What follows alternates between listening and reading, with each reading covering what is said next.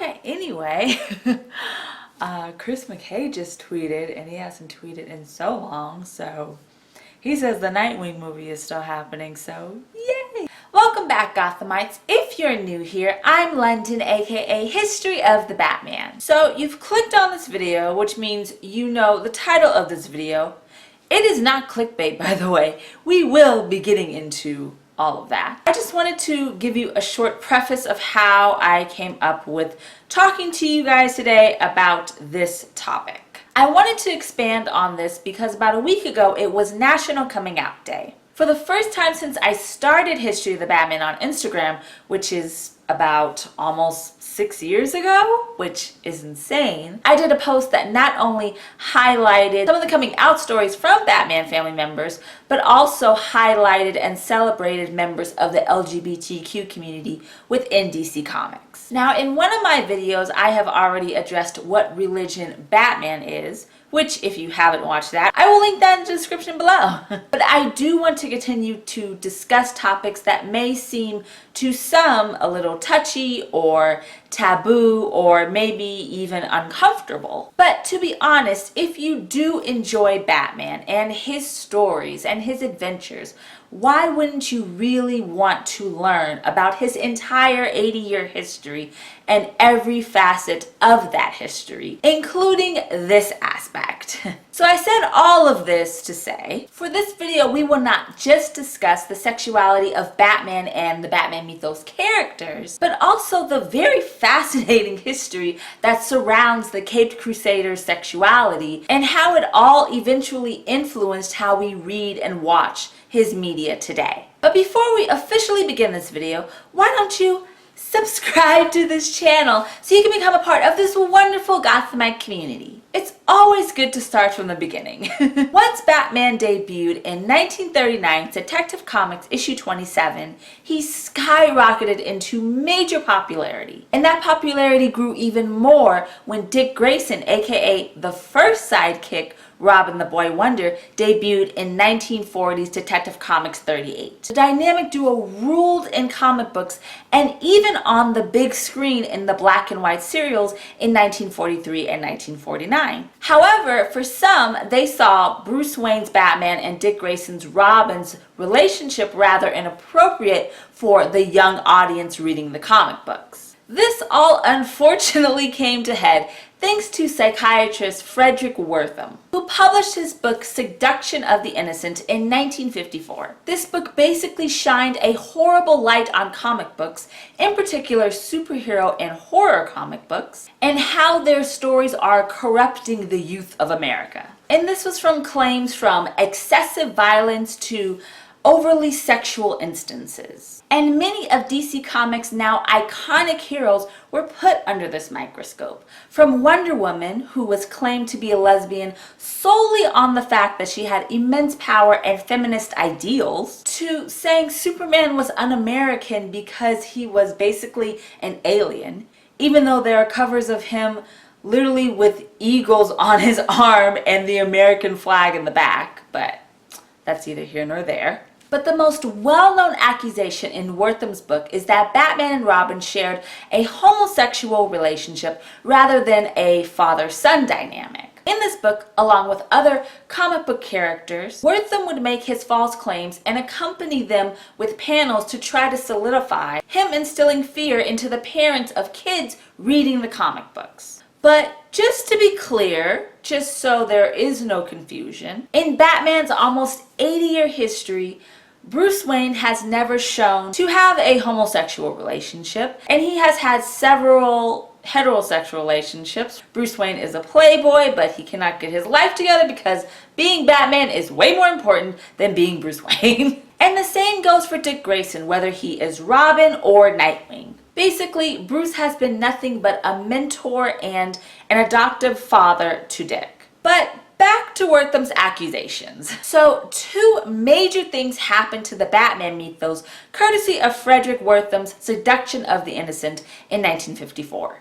The first is that in the same year the book was released, the US Senate had hearings that resulted in the Comics Code Authority by the Comics Magazine Association of America. We've briefly discussed the Comics Code Authority in different videos on this channel, but tons of rules were implemented to assure that these comics that the youth are reading are more wholesome than they were perceived. Rules such as no gore or violence, always respectful to authoritative figures, no nudity, and no rendering of an exaggerated female form.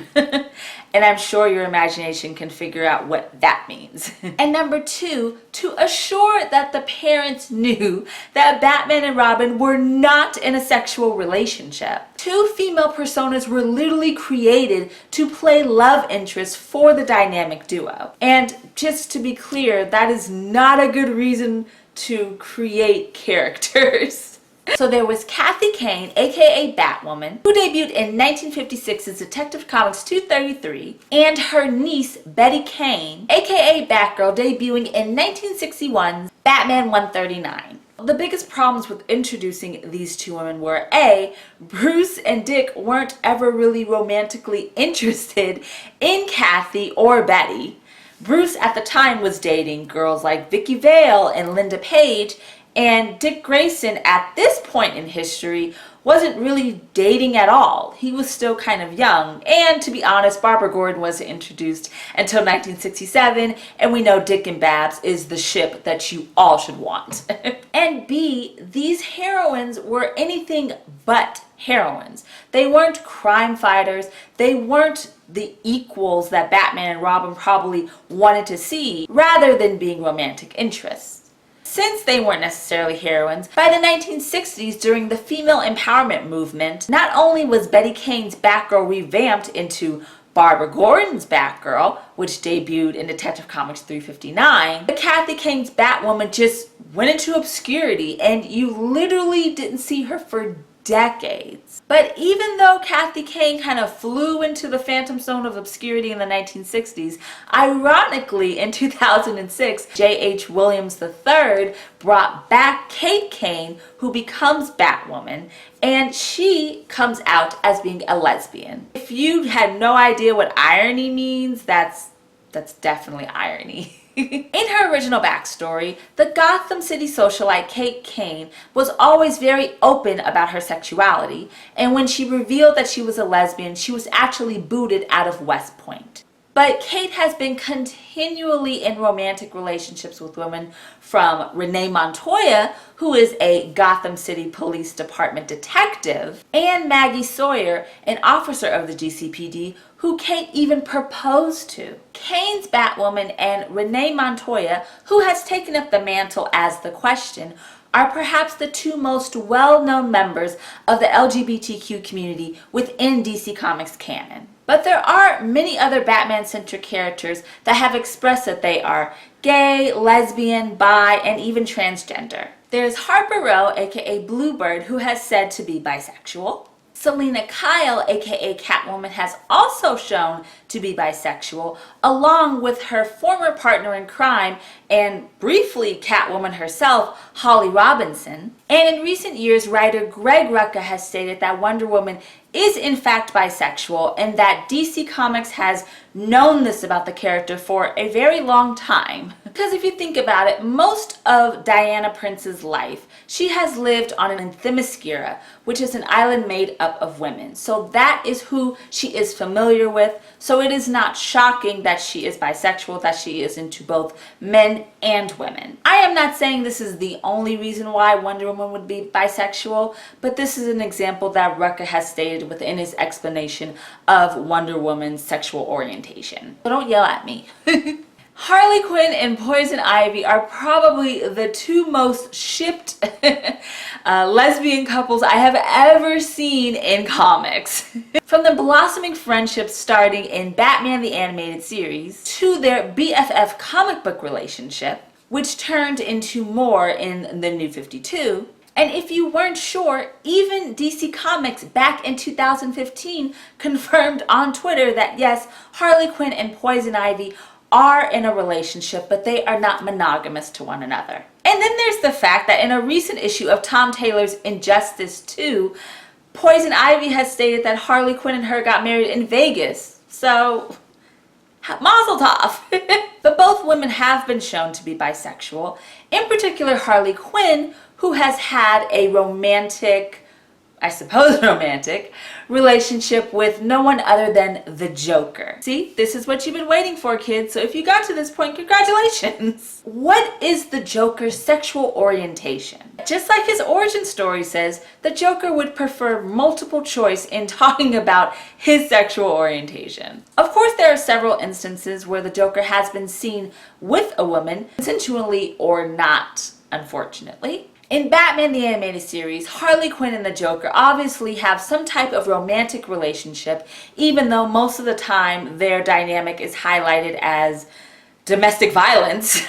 And in Alan Moore's Batman the Killing Joke, after Joker shoots Barbara Gordon, paralyzing her, he begins to undress her. And in the original panels that Brian Bolland drew, Barbara's breasts are exposed, and even though what happened after that scenario is not officially confirmed, many do believe that Joker could have possibly sexually assaulted Barbara Gordon. Joker even raped a crime boss's wife in Lee Bermejo's Joker, all the while being with Harley Quinn. So while he has been with several women, there is the question of whether Joker is gay or not. I think talking about whether or not Joker is gay is interesting solely because in 1986's File Spotlight magazine on Batman, creator Neil Adams even stated that Joker to him has always been gay. And there are some comics that back up this claim. In one panel from Grant Morrison and Dave McKean's 1989 graphic novel Arkham Asylum, A Serious House on Serious Earth, Joker is not only flamboyantly dressed, but also tries to grope Batman several times, to the Dark Knight's dismay, of course. Also in Kevin Smith's Batman Cacophony, Joker even contemplates having sex with Batman, and Joker offers anal sex to Onomatopoeia. But whether or not this is derived from pleasure is beyond me, and I think that's the conclusion that I'm coming to. Even with artists' and writers' interpretations and quotes about what they think the Joker is, I personally believe that the Joker is asexual. And he uses sex as a power move or a manipulative tactic, but doesn't have a desire or lust for either a man or a woman. But probably out of all of these stories, the most heartwarming one in discussing the LGBTQ presence within DC Comics and in Batman's history is when Barbara Gordon's roommate Alicia comes out to her